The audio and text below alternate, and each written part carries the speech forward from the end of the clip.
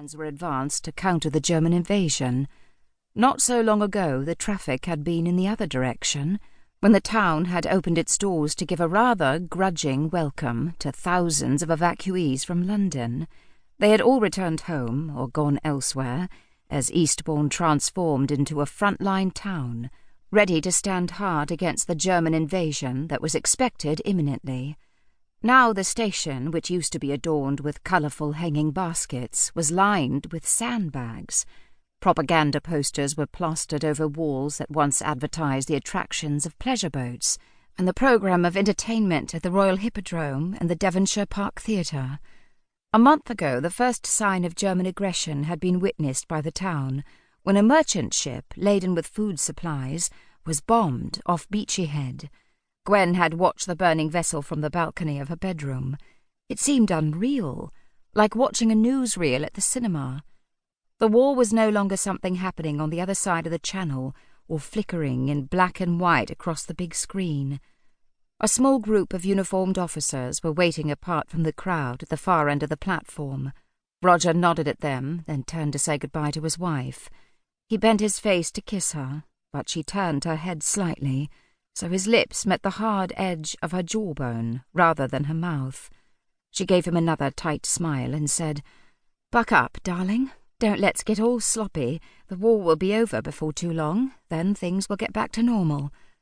Roger glanced toward the colleagues who were watching curiously. He swallowed and ran his hand through his hair.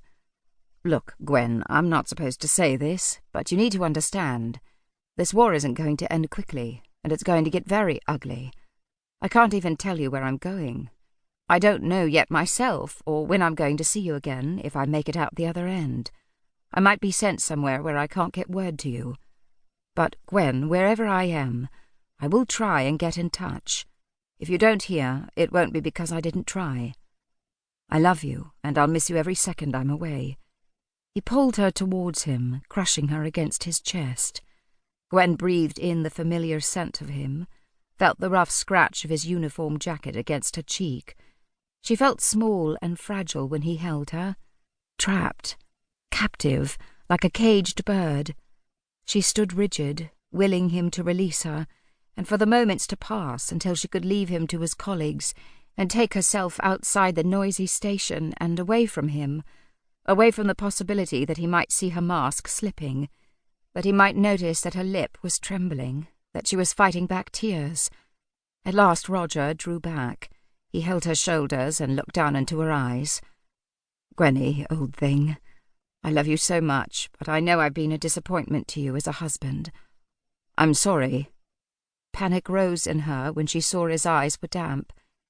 She reached up and planted a quick kiss, square on his mouth. "You are a silly, sentimental thing. You know I hate that kind of talk, and it's not true anyway." She tried to make herself say the words he wanted to hear, but they wouldn't come. Instead, she said, "I'll miss you too, but the time will pass quickly. Now it looks like those chaps over there are waiting for you to join them, so I'll head off." She gave him another tight, hard-lipped smile, and turned and half ran out of the station. There was a local defence volunteer standing guard over her motor car when she emerged onto Terminus Road. "You can't park a vehicle here, madam. It's an exclusion zone." He swaggered up to her, shifting his weight so that the rifle casually slung over his shoulder would be evident. Gwen threw her handbag and gas mask carelessly onto the passenger seat, settled herself into the driver's, and fired up the engine. The LDV man stepped in front of the car, blocking her path. She engaged the reverse gear, then realized her retreat was blocked by a heap of sandbags. The man banged loudly on the roof of the motor car. "What do you want?" she said. "I'm moving the damned car." As she looked him in the face for the first time, she thought he looked familiar. He drew himself up to his full height, then bent down and leaned through the open window. "I'm only trying to keep everybody safe, madam. I was about to tell you that you can park across the road there." She remembered where she'd seen him before. He was a pump attendant at the petrol station, always ready with a cheery greeting and an offer to wash her windscreen when she stopped by. Ashamed, Gwen gushed excessive apologies, then put her foot down. Damn the bloody war. After a few hundred yards, she realized she was crying. She pulled over and dabbed at her face with a handkerchief.